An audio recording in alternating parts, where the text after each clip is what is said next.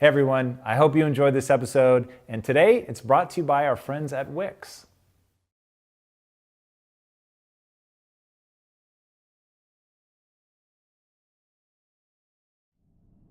I worked myself so hard that I turned a person this fucked up into this motherfucker right here. Not off of reading a fucking book off a theorist, off of going to work on myself and saying, I don't know how to do this, but I know that to get over there to that fucking side, I gotta grind myself into a fucking fine powder. And I did it.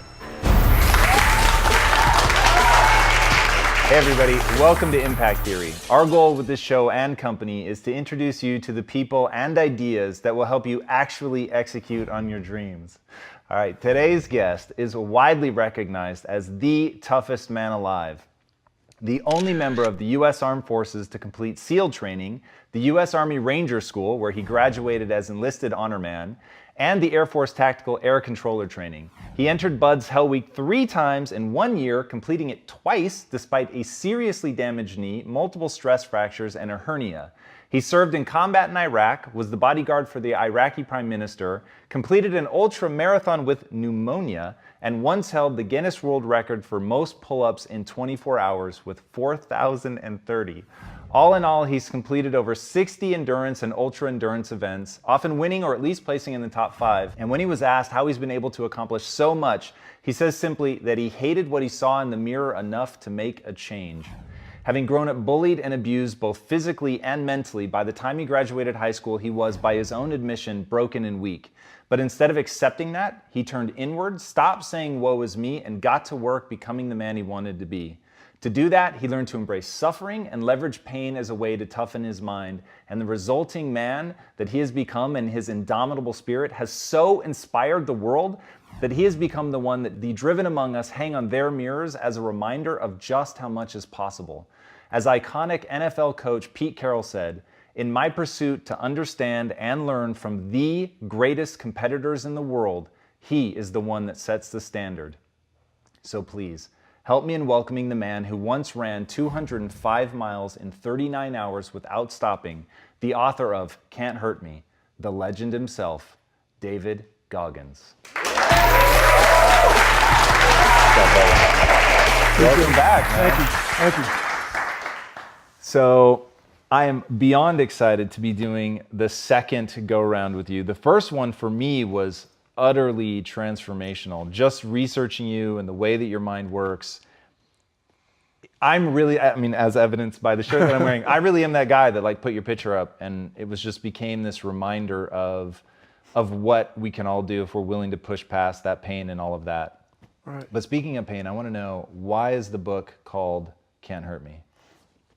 There's some inside fuck yous to people in there, but it's an overall message to people that we're all, a lot of us are going through a hard time in life. Some people have been bullied. Some people are just stressed out. Some people are insecure. Some people are fat and overweight. And the world puts a lot of this shit in your mind. It's not just you. Yeah, you help it. And my whole thing is about, I had to develop a mindset that was indestructible. I had to armor plate my mind. And it's about what you're saying to yourself, but it also comes with work. So whenever I was getting beat down, physically, mentally, spiritually, whatever I was going through, just saying, I would put, you can't hurt me. Can't hurt me just became a message I would say to myself. And that's just kind of where it comes from. What I find so interesting is your concept of the governor, that basically, I have the chills, that an expert is somebody who's going to tell you what your limits are, rather than the person that's out there practicing getting you beyond the limit. So what is the governor, and how do we strip it out of our lives? I believe that most human beings are only living at about 40% of their capability. So the mind has a governor, like a car. If you're driving a car and the car has a governor on it, the car may say 130 miles an hour, but the governor's set for 91. Once that governor sets in, you get to 91, that car starts doing this. The car wants to go. The car wants to go, but that fucking factory said, we're not going past 91. We have a factory, a nice governor in our brain And it's a survival mechanism. It protects us from pain and suffering. The second we feel that shit, our mind says, oh no, this isn't fun. We should back off. We should sit down, find something more comfortable. And there's something about the mind. The mind has the tactical advantage over you at all times. At all times of your life, the mind has a tactical advantage over you. Why is that? It knows what you're afraid of. It knows your insecurities. It knows your deep, dark lies. And it starts to push you away from that shit. It pushes you in a direction that is comfortable. The mind controls everything. So what I realized was that when I was growing up and I was 300 pounds and I got all fat and I got all insecure, I realized that my mind kept taking me in this direction. When things got uncomfortable for me, when I was facing my insecurities, when I was facing my fears, my mind said, oh no, we have the tactical advantage. We need to get you, separate you from this feeling over here. Life's all about feelings. We want the happy feeling. We don't want that feeling of this sucks. Why am I here? And you don't have any, so you can't answer those questions, so you leave. I started realizing that if in that moment you can answer those fucked up questions and you are now in charge of your brain versus your brain ruling you, that's where all that stuff comes from. So the 40% rule is all of that. You get to 40%, your brain says, we're done. Let's roll, man. This is starting to get painful. This is uncomfortable. So you sit down. You have to figure out ways, and everybody's different. That's how the book kind of talks about, like we all have these things about, 5 steps to this and 4 steps to this. It's a lot more than that. That's all bullshit. It's a practice that you have to, it's a habit. So if you know that at 40%, I'm feeling pain. At 40%, I'm feeling pain.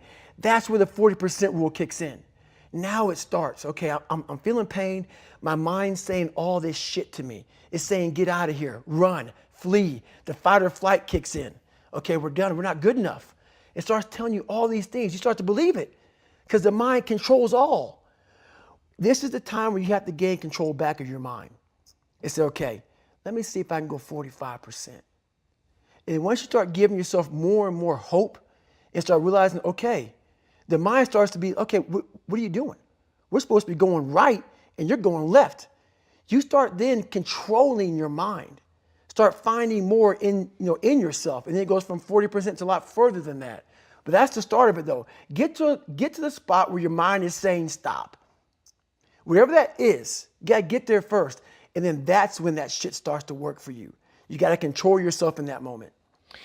Dude, we're gonna try to thread a really powerful needle right now. So your response to all of that has been so incredible. So, all right, mind has a governor. It starts to kick in when you hit pain. You're looking for areas of comfort.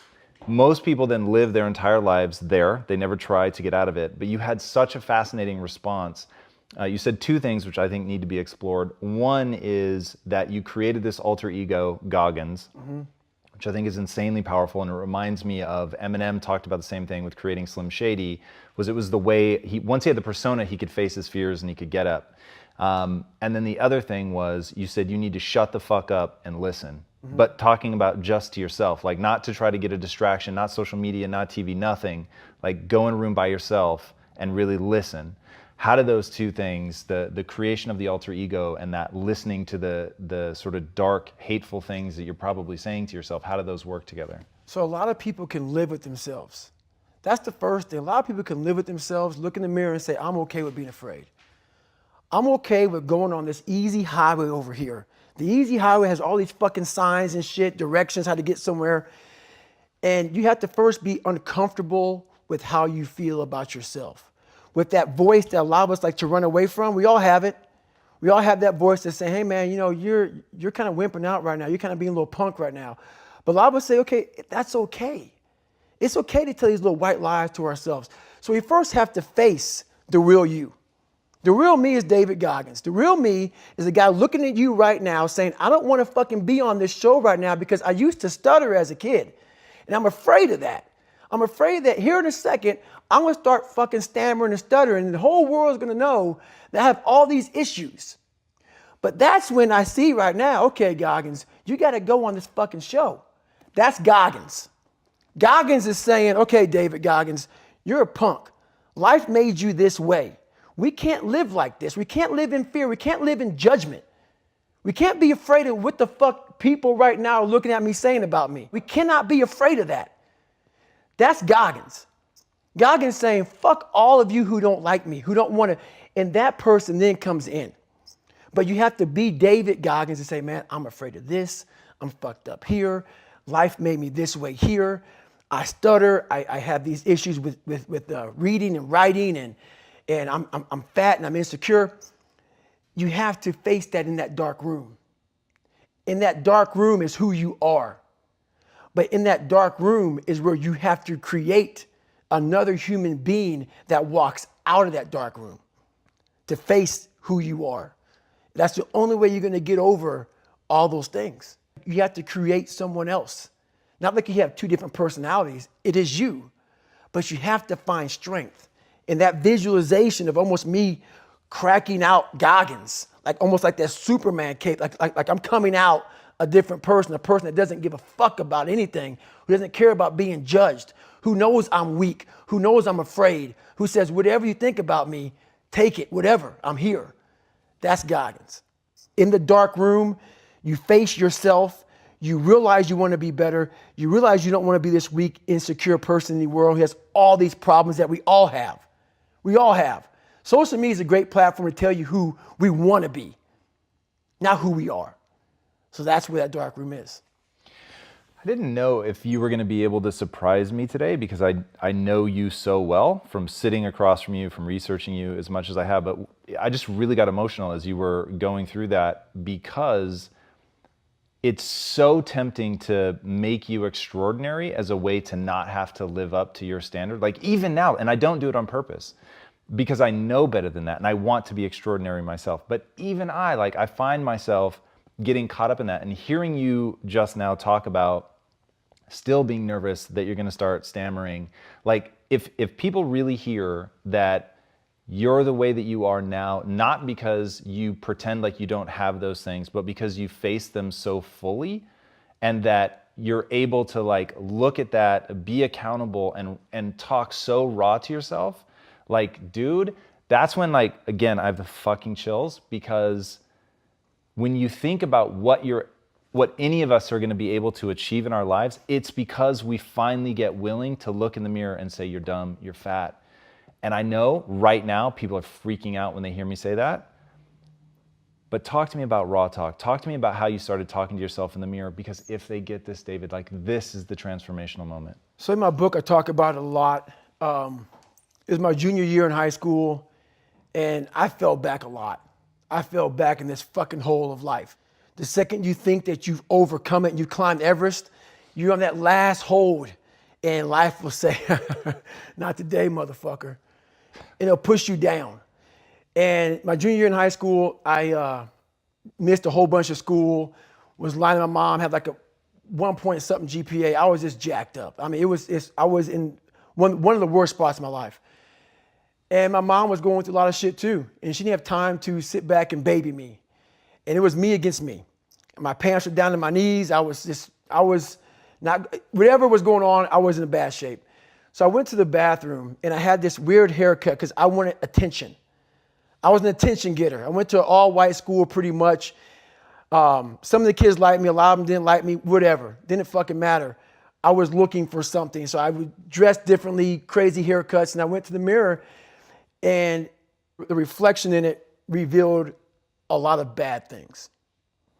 A lot of things that I was hiding behind the saggy pants. And I'm looking at myself in the mirror going like, God, dog, dude, you are something else, man. Like you have created a character.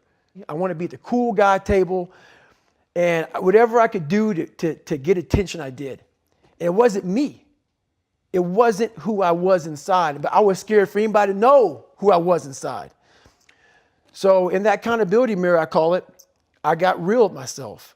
I said, you have a third grade reading level, which is hard to admit when you're a junior in high school that you copied on every single thing you did because of fear they're going to put me in a special school. We all know what special means. I'm going to have a title on myself the rest of my life.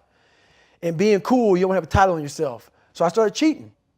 I was dumb. And people say, oh, you know, you have a learning disability. I had a learning disability, but I realized I was lazy. So I called myself out there. I called myself out every which way possible. I didn't call myself out. I was just honest. I was honest. Look at yourself, man. Look at yourself.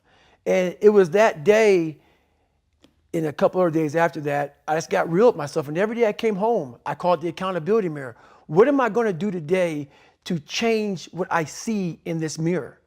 What am I going to do today? And a lot of it was I stopped sitting with the cool guys. I actually tucked my shirt in and went to school looking like, hey, man, this is how I'm going to look. If you don't like it, so be it. I had to really wear this layer of skin. I had to develop a really callous skin on me to take whatever you're going to call me, you're going to call me. Whatever I'm going to be, I wasn't a geek, but whoever I am, you're going to see me. You're going to see me for who I am because I need to change who I'm not. And that accountability mirror just became raw. And when I became fat over the years, because I fell back in the hole, I called myself fat because I was fat. And people don't want to do that. They want to say, oh, don't call yourself fat. Don't call yourself dumb. If you're not real and raw with who the fuck you are, nothing's going to change. And in this nice new world that we live in, we want to hear, you're just a little big. No, man, you might be fat. And it's okay to hear that from yourself and from everybody else. So that's where it started at. And it's raw. It gets ugly sometimes with me in that mirror. But I'm also proud of myself to be able to tell myself that and then fix what's in that mirror. That's what hits me. And that's what I really want people to hear is that you can say those things, A, because they're true, and B, because you can fix them. Right. And your whole life has been about addressing those things. Mm-hmm. So walk us through how in the book do you help people start addressing it? Because that's what I think is so powerful about your book. So the first thing about it is once you realize it, and you have to realize it, you got to call yourself out. Addressing it is very small. It doesn't go from like one morning this way, next morning I wake up and presto, 5 steps to greatness. No, it ain't that, brother. You read my book, this is hard work. It's every day, like right now. I had to be honest with you, man. I'm even shaking right now being on this show. I'm a big time introvert. How you address it is you face it. You face it every day. You face it every single day of your life where you say, okay, like if you're fat, you need to lose weight. It's patience. It's patience in this fact of accepting who you are right now. I'm fat. I don't like myself. Accepting the fact that if you lose 3 or 4 pounds, that's a huge accomplishment. You have to live in your own fucking world. You cannot judge yourself. That's why social media and all these things are horrible. You can't judge yourself off of the so-called competition that we have made up in our mind. The things that, how people look, how people act, how smart someone is. This is a race that you run completely alone. And you're all by yourself. I had tons of sticky notes all over my mirror. It wasn't like be better than John or be as fast as whoever. Okay, David, yesterday you did this. Today, our next goal for the week is this. So I had a year goal, weekly goals, daily goals, hourly goals, and the big goal was I lied a lot growing up. I wanted to be accepted. One goal was, let's go one day without lying.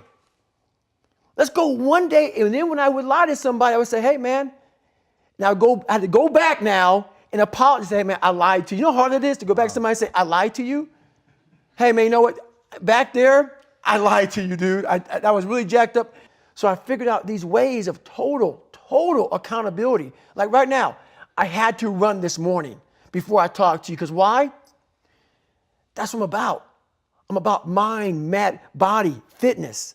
A lot of folks talk so much shit about, hey, I'm going to change your life. I'm going to do this. I'm going to do that. Are you accountable for what you're doing? Are you accountable? And I mean to the T for what you're saying. I am. And that's where it started. It started with that total accountability of let's not lie today. Let's tell people the truth about who you are. And when you can get on and tell someone, like I'm doing right now, exactly how fucked up you are, that's the goal in life.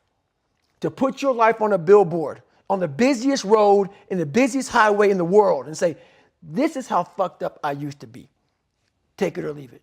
The first time we talked, I didn't really understand why the being called a Niger on your book, and you said that was one of the best things that ever happened to me because the principal told me, oh, they're just ignorant.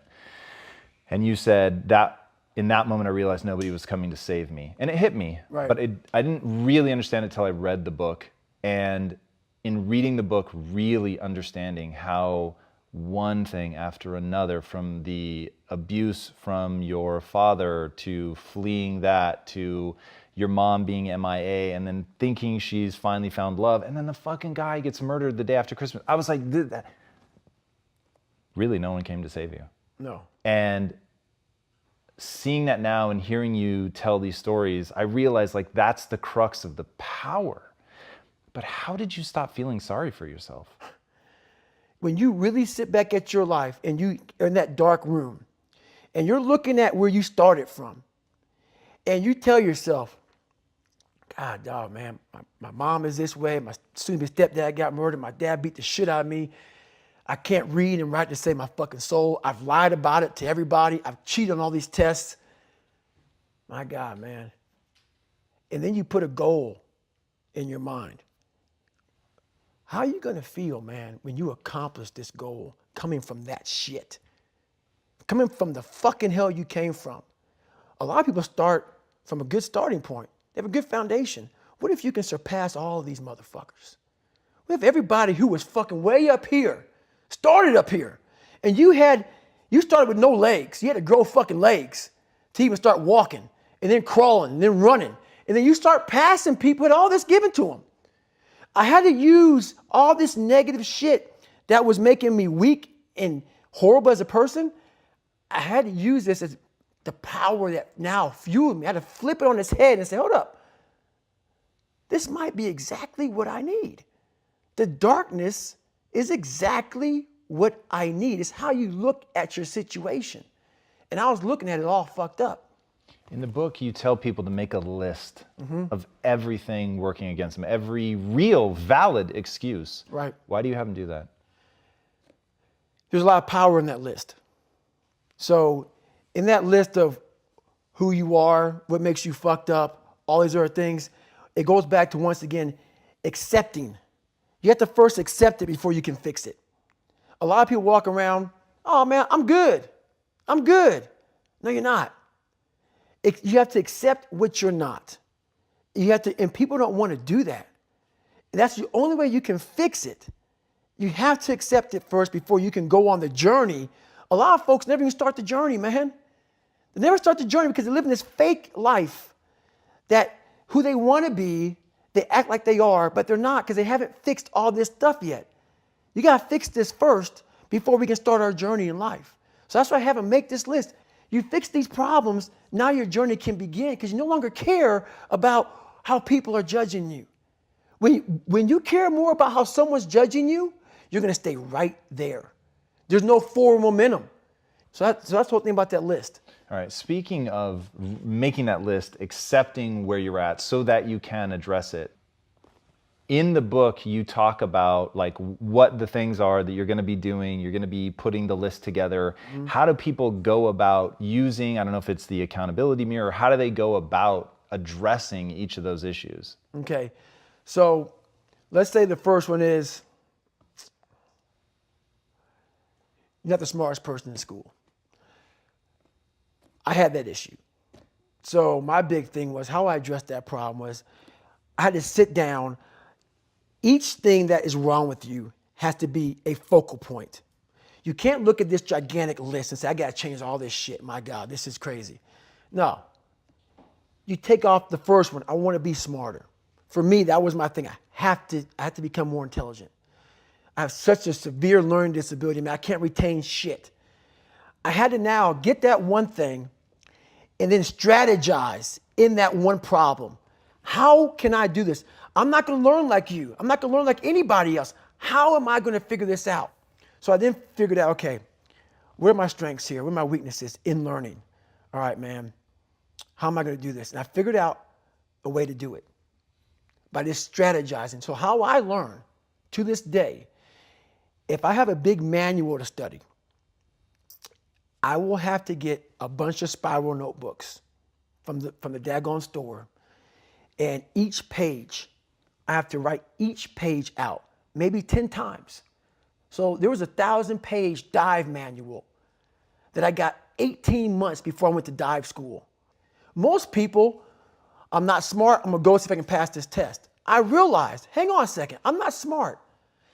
How can I get past this? How can I get through this obstacle? I need to acquire this book 18 months in advance because it could take me 18 months to write down each page over and over again to then put it to memory. So when the question came up, I had written that question so many times down on paper that I can recall, okay, page 71 was where I remember seeing this, and I can recall it that way. And that's how I did it. So you got to strategize on each problem you have in life. Slowly break down that problem. Don't think about all the problems you have, just one at a time. And before you know it, you fix all these problems, but you cannot focus on all of them, just on the one thing at a time. There's a concept in your book that it permeates the whole book, and I think really is one of the most important things for people to understand in their own life, certainly to understand you, and it's the notion of detesting mediocrity. Mm-hmm. Talk to me about that. How did you instill it in your life? How can other people instill it in theirs? It's one of the biggest things in the world. A lot of us, mediocrity is everywhere right now. And we're all trying to find an easy way out. And we're judging ourselves. Let's say there's 10 people in this room and we're all mediocre. But I'm the best of the mediocre people. I now think I'm great. I'm great. We surround ourselves around people that make us feel great. They tell us what we want to hear. The second we put ourselves amongst the uncommon people, we don't like that feeling, that challenging feeling of that person who's waking up at 3:30 in the morning and say, hey, put your shit on, we're going for a run. We don't like that challenge. We like that person who says, hey, you know what, man, I don't feel good today, man. And they say, oh, it's okay, brother. We'll take a day off, man. We'll get a pizza and shit, watch the game. We like that. We love that feeling. Why? Because you understand, man, we're good, bro. We don't want that motherfuckers like this. Hey, man, no, bro. Get your fucking shit on, man. Stop being a punk.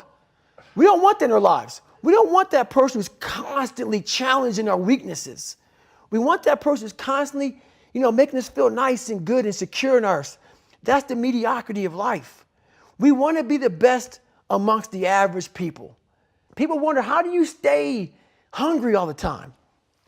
Because after I accomplish something, I don't sit back like a lot of guys who graduate buds, graduate this, graduate that. They get comfortable.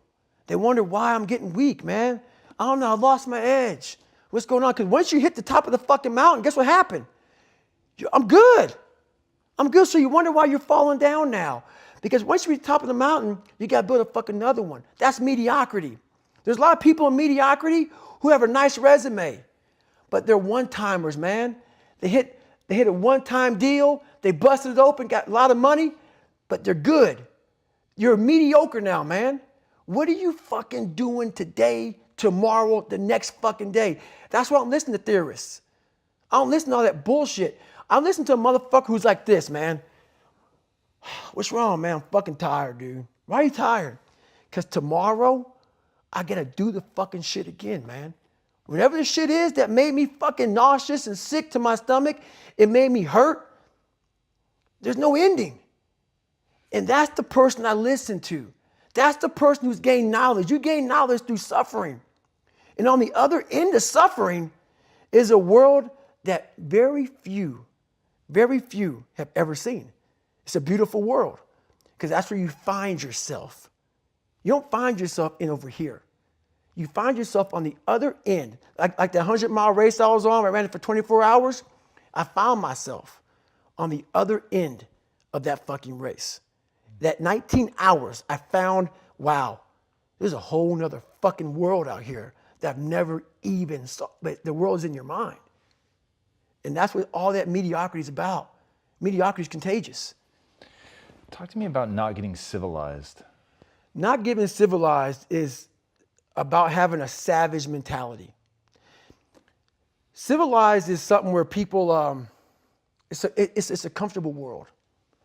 A lot of us say, like for instance, I see these athletes right now who retire, I'm 38, I'm 39, I did 20 years at the top of my game, and I'm chilling out now. You see them a year later and how they look. What the hell just happened to you, dude? What the hell? You're one of the greatest athletes of all time. Kids looked up to you. Women, men of all ages looked up to you. And they hit the pinnacle where it's time to retire, and their mind says, whew, I'm civilized. The worst thing that could ever happen to any human being is they become civilized. It's that total accountability. Like even when you retire, there's a motherfucker looking at me and judging me right now, man. I was the baddest person to ever live. It doesn't go away, man. You got to wake up. Even though you retired, you never retired. You're setting the example every single day of your life. And being civilized feels so good. But I'm sorry, man. Once you get to the top, you may retire, but you ain't never coming back home, man, because now you're judged. People see you falling off. You want to be that guy who knows I may be retired from the sport or from wherever I did, but I'll be damned if you ever see me looking like shit, feeling like shit, not arriving. People, I've arrived. I've arrived mentality. You're always setting the example. Civilization feels so good. These comfortable feelings are what people want. They want retirement. They want that. They need that. It's a yearning feeling. I want it too. People love putting a label on me about, my God, man, you're just wired different. I'm not fucking wired different, dude. I'm thinking right now, after I got past my stuttering thing, now I'm on a roll, I'm good now. You know what I'm thinking about right now? I gotta fucking wake up tomorrow and do the same shit again. I gotta leave this fucking interview and go stretch out for 2.5 hours. I hate that shit. But guess what it does though? I'm constantly callousing over my victim's mentality that I once had growing up. Every day you have to do this shit. Because why? When you stop doing it, you don't just maintain it. If you stop shooting a gun, you're not gonna be a great shot if you pick a gun up a year from now. The only way to keep from getting rusty is to constantly oil that motherfucking machine. The machine is this. You gotta keep challenging it every day. The way that I think about that is very, very similar. And I've got to imagine this is one of the things that makes you one of the most misunderstood humans on the planet is, to me, driving that hard, being that hungry, pushing long after everybody stops, has nothing to do with anybody but myself. And my drug of choice is how I feel about myself when I'm by myself. Mm-hmm. Like, nobody knows how hard I work. And nobody's ever going to know. Not even my wife is up enough to see how much I really work. Right. But it doesn't matter, because the way that it makes me feel, like in this moment right now, where I get to say, the world doesn't know, I could be lying, but I would know. And the way that I feel right now, because I know how true it is, that nobody's outworking me. Mm-hmm. That to me is the juice. And when people understand that what you're fighting to build, the reason that I'm wearing a shirt that says, "What would Goggins do?" The reason that I chant Goggins, like the crowd before we started rolling the camera was chanting Goggins. The reason that's so resonant is because they want to do something for themselves. They want to feel some kind of way about themselves. Mm-hmm. Now that you've become like this big ass speaker, mm-hmm. What do people come up to you and ask you the most? How do I do it? How am I able to do what I do on a daily basis? You know, how do I fight the demons? Because they hear me speak and I'm very raw and real. How do you fight my insecurities? All these things. And they're there every day. They're there every day. Like you said, I'm in search for a feeling. I'm not in search for a trophy. I'm not in search for love. I'm not in search for more followers on Instagram or social media. When I started this journey years ago, and I realized that I'm going to be somebody, and I'm searching for a feeling of true victory for myself, and only myself. The second I shut out the whole world and realized that one thing, that I am in this world alone. I'm fighting in this race by myself. Yeah, I'm all about people. I'm all about team. I'm all about that shit. But I'm really all about right now and in my life, just like you said, no one knows the real truth about me, how hard I really go. I don't care if anybody knows. I don't want anybody to know. I'm an introvert. I live an introverted life, and I love that about me. that right there is my fuel. Is I know that there's really no one out there grinding like me. And if they are, so be it. If I know about you, I'll make sure that I up my game. That's what the mentality is all about. My whole thing is a mentality thing. Like I told you the last time I was on the show, I viewed myself as the weakest person on the planet Earth. My goal in life was to, in my mind, believe I'm the hardest man alive. And that's why the whole thing is can't hurt me. That's what it's about. It's about whatever you think you are, you have to make that dream a reality. But that's where the hard part is making that dream reality. That's where the hard work comes. That's where people know, how do you keep grinding every day? You have to make those insecurities, those fears. Like when I was 300 pounds, I didn't have any drive. I'm gonna go be a Navy SEAL. What kind of stupid shit is that, 300 pounds? There wasn't like a drive to go be a Navy SEAL. I was an insecure, lying kid, afraid. I had to look at my insecurities and in my fear and find drive in that. We're all looking for passion. Passion's all around you. You have a whole fucking stack of it all around you. It's your insecurities, all that shit. You gotta dive deep in that shit. It's all in there. All the energy and fuel you need is right in yourself. It's all there. You got a lot of stuff to do to overcome. And that's where I found it. I found it right there in my own insecurities. I found drive in my own insecurities. And that's the most powerful thing in the world. When you can find drive in your own doubt, fear, insecurities, you become very unstoppable. You may have just changed me at a deep and fundamental level. I've never thought about it like that. So the number one question I get asked is, how do I find my passion? Mm-hmm. To which the answer is very rudimentary and maybe ultimately not as true and powerful as what you just said, which is, there's another thing I need to tie this to that you talk about in the book, which is people have lost touch with their bodies. Mm-hmm. And you always tell people, if you want to change, go do something physically fucking demanding. Like, go find yourself in the suffering and in the pain of doing something with your body. Yes. It is utterly fascinating to me, and it's just hitting me now. I'd never heard you say that before, so I'll reserve final judgment for round 3 when we come back together. But the thought of you feel lost, you feel insecure, you don't have a passion, you don't know what to do, you're reaching out to somebody, you need that help, you know you could do more, be more, and the answer is, you, in the last interview we did, you called it the bag of fuck, if I remember right? Yes. You reach into the bag of fuck and start changing those one by one. That may be the most extraordinary piece of advice I've ever heard. In fact, I will say, the way it's hitting me right now, that's the single most extraordinary piece of advice for self-transformation I've ever heard. It's the truth. Who is sitting here right now today? This is the real me, obviously. But I'm going to go kind of, I'm a very philosophical person. And I'm going to go there with you real quick. I believe in a higher power. Don't know the name, don't know where it's coming from, don't know anything like that. But I believe that this power, and visualize with me real quick. Let's say it's a man up there or a woman, whatever, and they have a chart. And when you're born, they say David Goggins, born February 17th, 1975 at 6 a.m. They write the chart down because they can see everything. They know exactly what you're fucking supposed to be. They know what you're supposed to be. You die, you go to so-called heaven. You arrive at heaven, I'm 300 pounds. I retired as an Ecolab guy, which is okay. It's just a job, whatever. I go up there and God looks at me and he shows me my chart.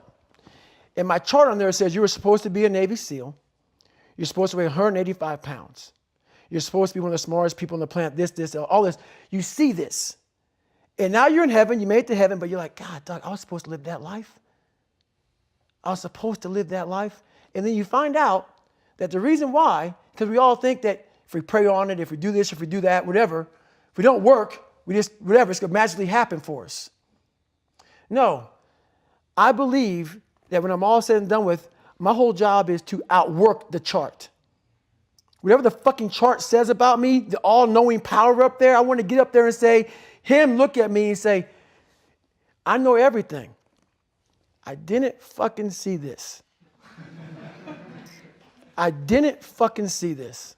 I want to feel that. I want to get to the other end of this fucking world, and however I'm being judged, whoever's judging me, to look at me and say, I did not fucking know. I had you at 185, I had you at this, but all this other shit, I was riding as you were living it. I want to find more. All I can. And in that fucking sack of shit, you have to dive in that to find more. Because if you're not willing to go in there and face yourself, you're not gonna find anything. You're gonna live right here on surface, man, right here on surface. So if there is an ending to this world and there is somewhere to go and there's a judgment, you're gonna get there and you might see a chart. And that chart may tell you who the fuck you should have been. And now you get the rest of your life to think about that. Man, I could have lived a much better life if I just would have just suffered a little bit more. If I just would have went in that shit and realized I had so much more. But fear and the 40% and living here versus living here, being afraid, stopped me. So I'm a big guy in visualizing. I'm a big guy in making a world. It may not exist. To me, it does. To me, it does. And I'm overpowering myself every day. And you got to find tools to do that. That's the tool that I use. So that's what it's all about. God damn. You said in the book that the only thing to fear is the man staring back at you in the mirror. I thought that was insanely powerful and seems tied to this. Is there something else to that, or is that what you're talking about? That's all I'm talking about. Like your biggest enemy, the most important conversation you will ever have in your fucking life is the one you have with yourself. You wake up with it, you walk around with it, you go to bed with it. Eventually, you're going to act on it, whether you're good or bad. You have to. That's why the whole thing about this book I have, it's about you. It is about you. It's strictly about you finding who you are. So many people die, live 100 years, never fucking know who they are. Never know who they are. You have to look in that mirror and know there's so much more in here, man. Because I can literally right now be a 300-pound guy spraying for cockroaches still to this day. If I did not look in that mirror and say, there has to be more to this. This can't be it. And then willing to go into it, dive deep into it, and give all I have to find it. So that's what all that's about. In all that you've done and all that you've been through, help me understand, when you were given you did not have a happy childhood. I think that would be very fair to say. When you were given the VFW award recently, and you were listening to people that had impacted you, and you got to your mom, you couldn't even speak. Yeah, it almost chokes me up now. So I get the VFW award for the Americanism Award for military service and giving back. I'm as human can be. That's why what you see is what you get. At that moment when I was giving my speech, and I thanked my uncle for being there, and I got to my mom, it wasn't just about her. It was, I know what she went through. I know what I went through. And we got knocked down so much. I had a moment in front of all these great American heroes where I had a chance. It was like so fast. It went through me like lightning of, I can't believe I'm here. I can't believe I'm getting an award like this. That kid who was in the fetal position the majority of his life. And so much the fact that my body and my hip flexors are tight to this day, that even though I was standing erect, my mind was in the fetal position. And when I looked out amongst all those people, it was a sense of pride that I can't even explain. It's the moments of 3 hell weeks. It's the moments of in that room by myself studying for hours and hours and hours, trying to catch up with all the kids who are above me. It's just those moments, like the real raw moments of life that was like, boom, hit me and we're gone. But I was like, I did that. I overcame that shit. You know, it's like, it's this power behind all that shit. And that's the feeling I was looking for in my life. I found it. It wasn't money, it wasn't fame, it wasn't awards. It was that feeling I have right now. The feeling of I'm about to break down, but it's not of like, oh my God, I'm upset. It's like I worked myself so hard that I turned a person this fucked up into this motherfucker right here.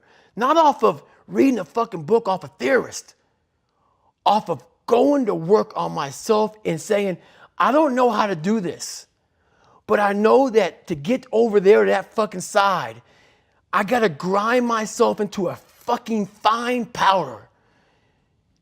And I did it. I did it off of sure will. And very few people will know how that feels. Very few. I love that more than you could possibly know. Before I ask my last question, tell these guys where they can find the book. So the book right now is called Can't Hurt Me by David Goggins. And it's on Amazon right now. It's a raw, real book. It's not a 5-step book. It's a real book about developing habits on how to overcome yourself. And I believe all of us humans have an equation like, pi is 3.14. That's how you solve for that equation. Every human being has a different equation. And there's not like some cookie cutter book of, hey, read this book and you'll be fixed. No, you got to figure out your own personal equation. And once you figure out that equation, you now become a mathematical fucking genius about yourself. And that's what this book does. It makes you a fucking genius about who the fuck you are. And then from there, once you realize 3.14 is pi, you can solve any fucking equation in the world. That's what it's about. I love that. All right, my last question. What's the impact that you want to have on the world? The impact I want to have in the world is for everybody to be able to face who they are. I want to have that kind of impact where you can go on TV. You can put your life on a billboard.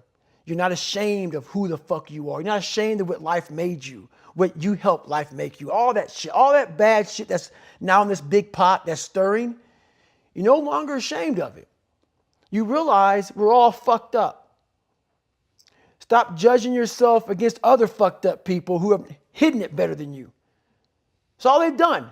They've masked their shit better than you have, and now they're flipping it back on you and saying you're fucked up. I want you to realize that this world, life, is one big head game. And once you learn to play the motherfucking head game, it's no longer a game anymore at all. You can start living your life. I love that.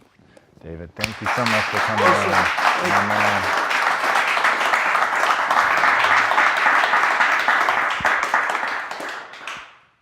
Buy this book.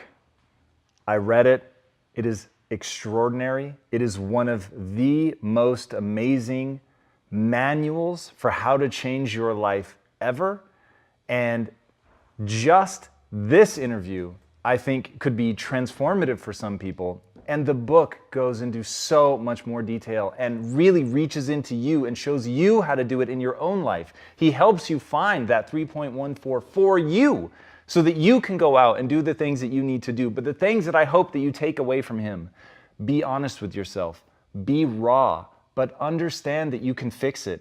Stop tolerating mediocrity. You have to detest mediocrity in your life, and you have to understand the only way you're going to meet yourself is through pain and suffering. And if you can become a master of suffering, the things that you can do with your life are truly unlimited. You can truly break free of all of the limiting beliefs that you've put on yourself, your circumstances put on you, your family has put on you, experts have put on you, whoever it is. You can get rid of all of that and completely blow your own mind with what you're capable of. And one day, you will have a shirt that instead of saying, what would Goggins do?